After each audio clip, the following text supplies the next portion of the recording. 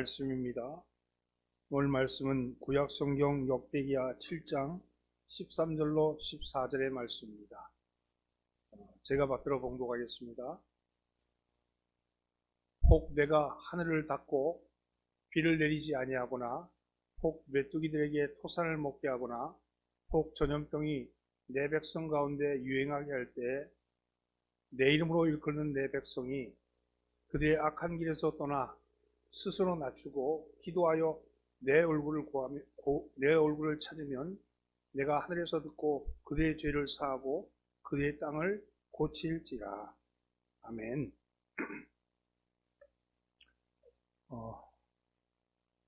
오늘도 예배에 참여하신 우리 성도 여러분들을 주님의 이름으로 환영합니다. 또 이 시간 흩어져서 이 말씀을 듣고 있는 우리 사랑하는 덕정교회에 속한 모든 형제 자매들을 주님의 이름으로 문안합니다. 천지 만물에 창조하시며 우리의 주인이신 살아계신 하나님을 믿고 하나님의 주권을 믿는 성도라면 오늘 이 시기에 던져야 할 질문이 있습니다. 코로나19도 과연 하나님의 손에 있는 것인가? 또 있다면 코로나19가 오늘 우리에게 주는 의미는 무슨 의미인가 하는 것에 대한 물음입니다. 작년 12월에 중국 우한에서 코로나19가 발생되어 확산되었을 때 목사님들은 기독교를 박해한 중국과 우한에 대한 하나님의 심판이다 이렇게 외쳤습니다. 그 코로나가 한국에 들어와 확진자가 30번까지는 잘 관리되었다가 갑자기 31번 확진자가 슈퍼 전파자가 되어서 대구와 경북을 초토화시켰습니다. 잘 알다시피 신천지 때문이었습니다. 그때 우리는 하나님께서 코로나19를 통해서 신천지를 손보시는구나 이렇게 생각했습니다. 분명 하나님은 코로나를 통해 신천지의 실체를 드러내셨고 신천지 확산한 새에 치명타를 가했습니다.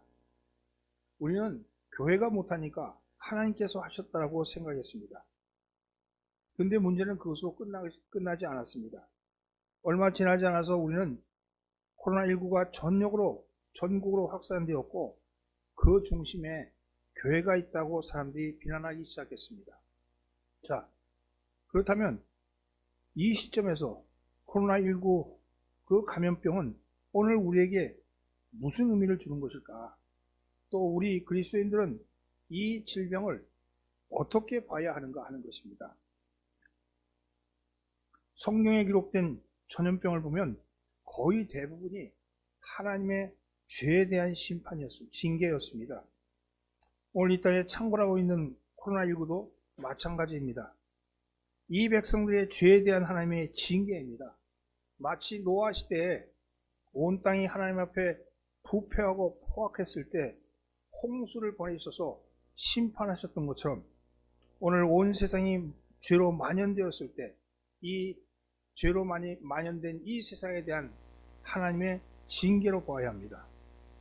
어떤 사람들은 이것을 환경재앙이라고 말합니다. 또 어떤 사람들은 또 다른 의견을 가지고 있습니다. 그러나 어쨌든 믿는 우리는 신앙적인 관점에서 보면 이 위기의 한복판에 우리의 주의를 끌기 위해서 하나님께서 일하고 계신다는 사실입니다. 하나님이 일하신다. 하나님이 일하고 계신다는 그런 사실이죠. C.S. 루이스는 이런 말을 했습니다. 하나님께서 우리에게 고난의 선물을 주시는 것은 우리를 사랑하기 때문이다. 고통은 귀머거리인 세상을 깨우치기 위한 하나님의 확성기입니다. 우리는 돌덩이 같은데 조각가 되시는 그분은 돌덩이를 깎아 사람의 모양으로 만드십니다. 그분의 끌자국은 우리를 몹시 괴롭게 하지만 우리를 몹시 아프게 하지만 그것이 우리를 온전케 만듭니다. 이런 말을 했습니다. 그렇습니다. 오늘 이 시대는 하나님의 고난을 주시는 것은 우리를 사랑하셨기 때문이라고 말씀합니다. 그렇다면 오늘 이 코로나 위기 앞에 우리는 어떠한 자세를 취해야 합니까? 오늘은 이 말씀을 가지고 이 땅을 고치시는 하나님, 이 땅을 고쳐주옵소서라는 그런 설교 제목으로 함께 은혜를 나눠보고자 합니다. 이스라엘의 역사를 기록한 구약 성경은 사무엘상, 사무엘하, 열왕기상, 열왕기하, 역대기상, 역대기하 이렇게 6권입니다. 이 성경은 특별히 하나님께서 이스라엘 민족의 역사를 어떻게 이끄시는지를 보여주고 있습니다. 사무엘상과 사무엘하 그리고 열왕기상과 열왕기하는 이스라엘 전체의 역사를 다루고 있는데, 오늘 우리가 보는 역대기는 이스라엘 백성이 바벨론 포로로 끌려갔다가 돌아와서 그 돌아온 상태에서 에스더가 기록한 겁니다. 에스더는 바벨론 포로로 끌려갔던 이 이스라엘의 고난에 대한 해석을 역대기에서 하고 있는 것이죠. 특별히 역대기상 1장 1절은 족보가 나오는데 아담으로부터 시작해서 하나님의 택함 받은 백성, 특별히 유다 자손의 이름들을 거명하고 있습니다.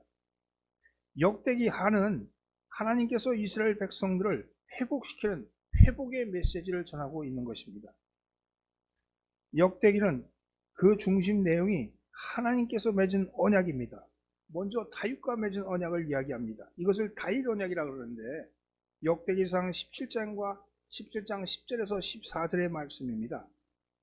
거기에 다윗 언약이 나오는데 하나님께서 다윗과 맺은 언약은 두 가지로 요약됩니다.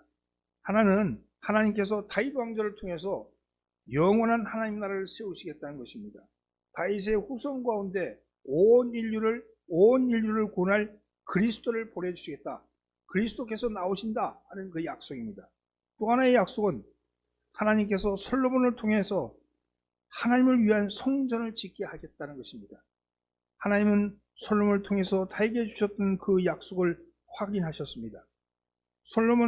하나님은 솔로몬이 지으신 그 성전을 받으시고 이스라엘의 죄를 용서하시고 이스라엘을 회복시키십니다. 그런데 이 백성들이 하나님 앞에 죄를 지었을 때 어떤 현상이 나오며 또 그 현상은 어떻게 해야지 고침받는가가 나오는 것이 오늘 본문 말씀의 배경입니다.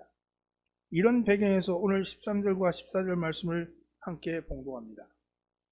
혹 내가 하늘을 닫고 비를 내리지 아니하거나 혹 메뚜기들에게 토산을 먹게 하거나 혹 전염병이 이 백성 가운데 유행하게 할 때 내 이름으로 이끄는 내 백성이 그들의 악한 길에서 떠나 스스로 낮추고 기도하여 내 얼굴을 찾으면 내가 하늘에서 듣고 그들의 죄를 사하고 그들의 땅을 고칠지라.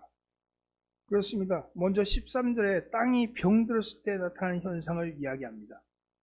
하늘을 닫고 비를 내리지 아니한다 이렇게 말씀합니다. 이건 자연재해를 말하는 거죠. 자연재해로 땅이 병들어가는 것이 아니라 땅이 병들자 하늘을 닫는다는 것입니다. 또 메뚜기가 토사를 먹게 하겠다 말씀하십니다. 얼핏 보면 자연재해 같죠. 그러나 메뚜기가 토산을 먹음으로 사람에게 먹을 것이 사라지는 궁핍의 단계를 말하고 있는 겁니다. 경제적인 궁핍을 얘기하는 것이죠. 그리고 전염병이 유행한다고 말합니다. 이 모든 것이 어떤 개인에게 어려움이 닥치는 것이 아니라 공동체적, 국가적, 그리고 그것이 확대되면 인류적으로 미치게 된다는 말입니다. 그것은 기근과 전쟁과 전염병입니다. 이것은 재앙이었습니다. 하늘문이 닫히면 사람이 어찌할 수 없는 상황이 도래합니다. 백방으로 노력해도 사람의 노력은 허사일 뿐입니다. 하늘문이 닫히면 축복으로 주어졌던 것이 다 빼앗기는 일이 일어납니다. 모든 흥망순대는 하늘문이 닫히고 열리는 곳에 있다는 사실입니다. 그런데 하늘문이 닫힌 이유에 대해서 설명하기를 14절에서 이 말씀을 설명합니다.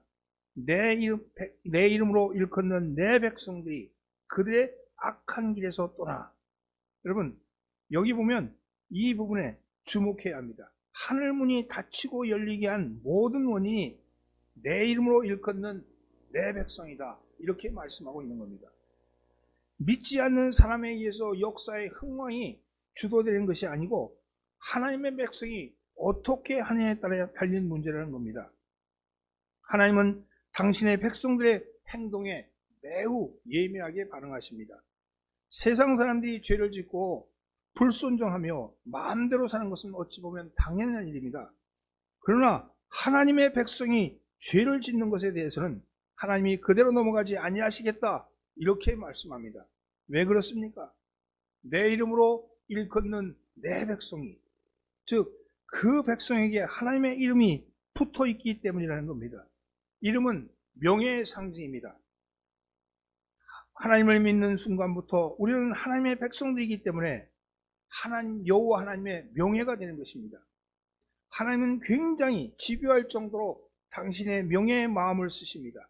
성경에 보면 당신의 이름, 하나님의 명예를 땅에 털리는 것에 대해서 용납하지 아니하십니다. 차라리 여호와의 이름을 떼어버리고 마음대로 살지 여호와의 백성이라면 그럴 수 없다는 것입니다. 뿐만 아니라 하나님은 내 이름으로 일컫는 내 백성들을 통하여 하나님의 복을 세상 가운데 흘려보내시기를 원하십니다. 그렇다면 오늘 세계를 공포 속에 몰아넣고 있는 이 코로나19의 책임은 누구에게 있겠습니까? 누가 이 코로나19에 대한 책임을 져야 한다는 것입니까? 창세기 12장에서 하나님은 믿음의 조상인 아브라함에게 너로 말미암아 모든 족속이 복을 받을 것이다 이렇게 약속을 하셨습니다. 하나님은 복을 세상에 보내실 때 반드시 당신의 백성, 하나님의 백성을 통로로 사용하신다 이렇게 말씀합니다. 마찬가지로 가정에도 믿음을 받아들인 한 사람을 통해서 그 가문에 하나님의 복이 흘러들어가게 되어 있습니다. 그런데 이 하나님의 백성이 죄에 빠져 있다면 도대체 누가 복의 통로가 될 수 있단 말입니까? 하늘이 닫히고 그 땅은 기근과 전쟁과 전염병으로 저주 속에 살게 되는 것입니다. 하나님의 백성이 복의 통로이기도 하지만 저주의 통로도 된다는 말씀입니다. 그래서 세계를 공포 속에 몰아넣고 있는 이 코로나19 감염병은 표면적으로는 하나님이 창조하신 자연 생태계를 파괴한 인간 때문이기도 하지만 궁극적으로 그 책임을 우리, 즉 복의 통로가 되어야 할 우리에게 묻고 계시다는 겁니다. 정부는 코로나19로 말미암아 같은 상황인데도 불구하고 성당이나 절은 그대로 두면서 교회에 대해서는 엄격한 격리의 책임을 묻고 있습니다. 이 일이 억울하기도 하고 이 일이 너무 원통하기도 해서 우리도 절과같이 대접해달라, 우리도 성당같이 그렇게 취급해달라 이렇게 소리치고 있습니다. 그러나 그것이 아닙니다. 이 모든 일의 배후에 하나님의 손이 작용한다면, 그것을 믿는다면, 그런데 그 하나님께서 이 교회를 행해서 격리의 책임을 묻고 있다면 그러면 우리는 그것에 대해 저항할 것이 아니라, 그것에 대해서 반발할 것이 아니라 이 사태 가운데서 역사하시는 하나님의 뜻을 물으셔야 합니다. 그러면 오늘 이 위기 앞에 하나님은 무엇이라고 말씀하실까? 오늘 이 위기 상황 속에서 하나님은 책임을 우리에게 묻는 세상 사람들을 향해서 묻고 있는, 세상 사람들이 우리를 향해서 책임을 묻고 있는데 이 책임에 대해서 우리는 뭐라고 하나님은 말씀하실까? 이 말씀을 우리는 생각해 봐야 합니다. 오늘 우리는 이 위기 앞에서 무엇을 해야 합니까? 어떻게 이 땅을 고칠 수 있을까요? 따라해 보세요. 첫째, 악의 길에서 떠나야 합니다. 그렇습니다. 14절 말씀입니다. 함께 봉독합니다. 내 이름으로 일컫는 내 백성이 그들의 악한 길에서 떠나. 아멘. 여러분, 악한 일을 행하는 그 자리에서 떠나라 이렇게 말씀하는 거는요, 그것은 죄를 짓지 말라고 말하는 겁니다. 이 땅이 병들고 고장난 이유가 인간이 죄를 지었기 때문이라는 겁니다. 지은 죄 때문에 질병이 들어오고 지은 죄 때문에 모든 관계가 고장났다는 겁니다. 지은 죄 때문에 하나님과의 관계가 끊어지고 인간과의 관계도 끊어지고 물질과의 관계도 끊어지고 환경 관계도 끊어집니다. 이 병든 땅, 그래서 모든 관계가 끊어져 버린, 하나님과의 관계가 끊어져서 창조의 질서가 무너져 버린 이 땅을 이제 고치려면 더 이상 죄를 짓지 말아야 한다 이렇게 말씀합니다. 이제 내가 지은 죄를 회개해야 합니다. 가던 길에서 돌이켜야 합니다. 악한 길은 각자가 다르겠지만 악한 것이란 하나님의 기준에서 벗어난 겁니다. 하나님의 기준에서 벗어난 것, 그 벗어난 것으로부터 돌아오라는 것이죠. 죄란 말 자체가 관역에서 비껴나간 것, 관역에서 떨어져 나간 것, 하나님의 기준에서 벗어난 것이라고 그렇게 말합니다. 즉 우리는 어그러진 상태에서 본래의 위치로 돌아와야 합니다. 돌이켜 본래의 자리로 돌아가야 합니다. 마땅히 가야 할 길을 가지 않은 상태에서 돌이켜 본래의 길로 돌아가는 것, 그것이 바로 회개입니다. 코로나19만 하더라도 과학자들은 여러 가지 원인을 말합니다. 코로나라는 말은 라틴어로 왕관을 뜻하는데 코로나 바이러스의 돌기 상태가 마치 왕관을 닮았다 해서 코로나라고 그렇게 칭하였다고 합니다. 코로나 바이러스는 최초로 1987년 닭에게서 발견되었고 그 이후에 개나 소 같은 네발 짐승에도 전염되는 사실을 알게 된 후에 1990년에는 감기 환자의 진료 중에 사람에게도 코로나 바이러스에 사람들도 코로나 바이러스에 감염될 수 있다는 것을 알게 되었습니다.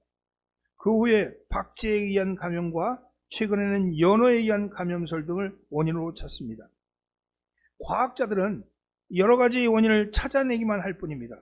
그런데 하나님께서는 전염병이 도는 이유를 사람이 악한 길을 행했기 때문이다, 이렇게 말씀합니다.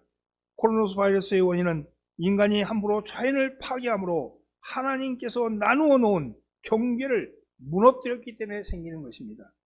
환경을 파괴함으로 밀림 속에 있던 야생동물의 몸에 있던 바이러스가 인간의 몸으로까지 감염된 겁니다. 동물들이 살던 자리를 인간이 빼앗자 동물 안에 있던 바이러스가 인간을 공격하기 시작한 것이죠. 그리고 앞으로도 이러한 일들은 계속될 것입니다. 계속적인 환경 파괴를 한다면 앞으로 인류는 이전에는 겪어보지 못한 신종 바이러스를 마주하게 될 겁니다. 그리고 이 감염병의 주기는, 발생 주기는 점점점 더 빨라질 것입니다. 사람들은 감염병이 발생될 때마다 사후적으로 대응책을 찾는데 노력하고 있지만 한계가 있을 수밖에 없습니다. 그래서 보건의료계에서는 예방만이 최선의 치료라고 말합니다. 따라서 바이러스 발병을 늦추는 일은 환경을 보호하는 것만이 사전적 예방책이 된다는 사실이죠. 그렇습니다. 근원의 문제를 치유하지 않고는 현상의 문제를 아무리 치유해도 그것은 대중적인 요법에 불과할 뿐입니다. 이처럼 회개하는 것은 근본적인 문제를 푸는 일입니다. 어떤 아내가 남편에게 이런 말을 합니다. 여보, 등록금 내야 해요. 학원비 내야 해요. 관리비 내야 해도 관리비가 없어요. 애들 옷도 사줘야 하는데, 이렇게 아내가 이렇게 남편에게 말한다고 합시다. 그러면 남편이 답답해서 이렇게 말할 겁니다. 그렇게 말하지 말고 돈이 없다고 말하세요. 이렇게 말할 겁니다. 여러 가지 현상적인 문제들은 있지만 그 근본적인 문제는 돈이 없어서 나오는 문제라는 것이죠. 이렇듯이 인간이 이 땅에서 당하는 문제들은 다양하지만 원인은 단 한 가지라고 말할 수 있습니다. 바로 하나님과의 관계의 문제라는 겁니다. 하나님의 말씀, 하나님의 계명을 듣지 않기 때문에 생기는 문제라는 것이죠. 하나님은 여러 가지 땅이 병든 이유에 대해서 그 원인을 찾을 것이 아니라 이 모든 것이 우리가 악한 길을 행했기 때문이라고 그렇게 진단하고 계신다는 사실입니다. 요나서 3장 10절 말씀에 보면 하나님이 그들이 행한 것, 곧 그 악한 길에서 돌이켜 떠난 것을 보시고 하나님의 뜻을 돌이키사 그들에게 내리라고 말씀하신 재앙을 내리지 아니하시니라. 여러분 이 말씀 잘 알죠? 요나 선지자가 하나님의 말씀을 듣지 않고 도망갔지만 하나님은 결국 요나를 이러저러한 모습으로 끌고 니느웨 성에 가서 하나님의 심판을 선포하게 하십니다. 심판을 선포하자, 요나가 하나님의 심판을 선포하자 이 니느웨 백성들, 특별히 왕과 신하와 가축과 어린아이까지 회개하고 악한 길에서 떠나 하나님께로 돌아오죠. 이때 이 재앙을 내리려고 하셨던 하나님이 그 재앙을 거두신다는 사실입니다. 여러분, 우리도 악한 길에서 떠나야 합니다. 그리하면 오늘 본문에 내 얼굴을 찾으면 내가 하늘에서 듣고 그들의 죄를 사하고 그들의 땅을 고칠지라 이렇게 말씀하십니다. 사랑하는 성도 여러분, 하나님께로 돌아갑시다. 하나님께로 돌아가십시다. 하나님의 말씀으로 돌아가십시다. 하나님의 전적인 권능을 인정하고 그분 앞으로 돌아가는 저와 여러분 되기를 예수로 축원합니다. 둘째는 스스로 낮춰야 합니다. 14절 말씀을 계속 봉독합니다. 내 이름으로 일컫는 내 백성이 그들의 악한 길에서 떠나 스스로 낮추고. 그렇습니다. 하나님이 가장 싫어하는 것 중에 하나가 교만입니다. 하나님은 교만한 자를 그냥 두지 아니하십니다. 왜 그렇게 교만에 대해서 가혹하실까요? 마음이 높아진 곳에는, 그 마음이 높아진 교만 가운데는 하나님이 계시지 않기 때문입니다. 하나님의 자리에 자신을 올려놓고 하나님을 떠난 사람은 그 떠난 사람의 교만은 눈을 뜨고 볼 수가 없습니다. 하나님보다 자신을 더 귀중하게 여기는 그 교만의 상태에서는 회개라는 것이 있을 수가 없습니다. 마음이 낮아져야 죄를 고백할 수 있습니다. 교만이 무서운 것은 나도 모르게 서서히 찾아온다는 겁니다. 교만은 하나님이 아니라 자신을 신뢰하고, 하나님의 힘이 아니라 자신의 힘을 신뢰하고, 하나님이 주시는 것이 아니라 자기가 가진 것을 믿고 있다는 사실입니다. 그래서 성경은 교만이 패망의 선봉이라고 그렇게 말했습니다. 인간은 교만하여서 스스로 넘어진다는 사실이죠. 오늘날 물질적 풍요에서 온 죄가 교만입니다. 우리가 얼마나 교만했든지, 우리가 얼마나 교만하게 살았는지 그것을 정말 했는지 모릅니다. 사실 교만할 것도 없는데 말입니다. 우리가 대단한 것 같아 보여도 얼마나 무기력한 존재입니까? 눈에 보이지도 않는, 현미경으로 봐야 겨우 보이는 그 조그만 그 바이러스 하나 때문에 우리가 전 세계가 호들갑을 떨고 있지 않습니까? 하나님의 은혜가 아니면, 하나님이 한번 훅 불면 끝나버리고 마는 그런 인생인데도 불구하고 우리는 마치 하나님보다 더 나은 것으로, 더 능력 있는 것으로 그렇게 착각 속에서 살아갔습니다. 하나님은 이런 인간의 교만을 용납하지 아니했습니다. 그 교만의 자리에서 내려와 스스로 낮추라 이렇게 말씀하십니다. 여러분, 우리의 삶 속에서 내가 내 마음이 높아진 곳이 어디인지 스스로 살피고 하나님 앞에 정직하게 나가, 하나님, 저는 당신밖에 없습니다. 저는 당신밖에 없습니다. 이렇게 엎드리는 겸손함이 회복되는 은혜가 있기를 축원합니다. 여러분의 마음속에 하나님밖에 없어요. 나에게는 하나님밖에 없어요. 하는 그 진실한 고백이 여러분과 저의 고백되기를 주의 이름으로 축원합니다. 셋째는요, 하나님의 얼굴을 찾아야 합니다. 14절 말씀을 계속 공부합니다. 내 이름으로 일컫는 내 백성이 그들의 악한 길에서 떠나 스스로 낮추고 기도하여 내 얼굴을 찾으면 내가 하늘에서 듣고 그들의 죄를 사하고 그들의 땅을 고칠지라. 그렇습니다. 하나님의 얼굴을 찾으라고 얘기하십니다. 하나님의 얼굴을 찾는다는 것은 다른 것에 나의 관심, 나의 시간을 바쳤던 마음을 하나님께로 돌리는 것을 의미합니다. 오늘날 우리는 너무도 분주하게 살아갑니다. 바쁜 것 자체가 나쁜 것은 아니지만 왜 바쁜가 하는 것인가 하는 문제입니다. 혹 내가 탐심이나 탐욕 때문에 분주한 삶을 살고 있다면 틀림없이 그 가운데는 하나님이 계시지 않을 겁니다. 그것은 타락의 출발이 될 것입니다. 우리 마음이 온전히 하나님께 초점을 맞추지 않으면 금세 곁길로 빠지고 맙니다. 미온적인 신앙생활은 이미 영적 탈선을 시도하고 있는 것입니다. 오늘날 명목상의 그리스도인이 얼마나 많습니까? 교회는 나가지 않으면서도 하나님을 내가 믿는다고 고백하는 가난한 교인들이 얼마나 많습니까? 이 말씀은 이 백성이 입술로는 나를 존경하나 그 마음은 내게서 떠났다 하는 이사야의 말씀이 오늘날 우리의 모습이 아닙니까? 죄는 하나님에 대한 관심을 멀어지게 합니다. 한순간에 멀어지는 것이 아니라 깨어있지 아니하면 멀어지는 줄도 모르고 점점 멀어져 갑니다. 그런데 하나님은 당신의 얼굴을 찾으라 이렇게 말씀합니다. 하나님이 당신의 얼굴을 찾으라, 이렇게 말씀한 것은 무슨 의미일까요?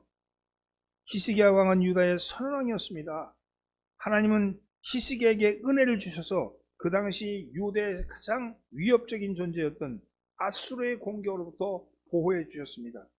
당시 아수르는 18만 5천 명의 많은 군대를 이끌고 예루살렘을 포위했는데 하나님께서 천사를 보내주셔서 아수르 군대를 하룻밤 만에 물리쳐 주셨습니다. 그런데 그런 이사야가 죽을 병에 들린 적이 있습니다. 그때 그에게 기적이 일으켜 주셔서 그 생명을 15년이나 더 연장시켜 주셨습니다. 그가 경험한 이 두 번의 기적은 결코 우연히 일어난 일은 아니었습니다. 히스기야는 문제를 만날 때마다 하나님 앞에 엎드렸습니다. 하나님의 얼굴을 찾은 것입니다. 하나님은 히스기야의 기도를 들으시고 응답하셔서 기적을 베풀어 주신 겁니다. 하나님의 얼굴을 찾는 히스기야, 그것이 오늘 하나님이 우리에게 요청하시는 모습이라는 것이죠. 하나님의 얼굴을 구한다는 것은 하나님의 손을 구한다는 것과는 다른 의미를 가집니다. 하나님의 손을 구한다는 것은 기적과 표적을 구하는 것을 의미합니다. 하나님께서 내 삶에 개입하셔서 기적과 표적이 일어나기를 구하는 것을 말하는 거죠. 하나님을 내 삶 속으로 끌어들이는 것, 그것이 하나님의 손입니다. 신약시대의 많은 유대인들은 예수님께 하나님의 손을 구했습니다. 많은 기사와 이적을 보면서 랍비라고 불렀고 그를 따라다녔습니다. 그런데 그런 유대인을 향해서 예수님께서 뭐라고 말씀합니까? 표적을 구하는 자들을 향해서 이 악하고 음란한 세대라고 그렇게 책망하셨습니다. 표적과 기사와 이적을 따르던 그들은 예수님을 통해서 표적과 기적과 이적을 따랐는데, 그런데 예수님을 파는 일에도 적극적으로 나섰다는 사실입니다. 사랑하는 성도 여러분, 솔로몬은 유대 백성이 하나님의 손을 구하는 백성이 아니라 먼저 하나님의 얼굴을 구하는 백성이기를 원했습니다. 하나님의 손을 구하는 백성이 아니라 하나님의 얼굴, 그분의 존재, 그분의 관심, 하나님이 그곳에 계심, 그것에 더 중요성을 여기는 그런 백성이 되어야 할 겁니다. 하나님은 나라가 위기에 처했을 때 당신의 백성을 찾으십니다. 내 이름으로 일컫는 매 백성이 그들의 악한 길에서 떠나 스스로 낮추고 기도하여 내 얼굴을 찾으면 내가 하늘에서 듣고 그들의 죄를 사하고 그들의 땅을 고칠지니라. 사랑하는 성도는 악한 길에서 떠난 백성, 겸손한 마음으로 하나님의 얼굴을 구하는 백성, 하나님의 백성이라고 불려지기를 바라는 백성, 이들이야말로 이 나라의 소망입니다.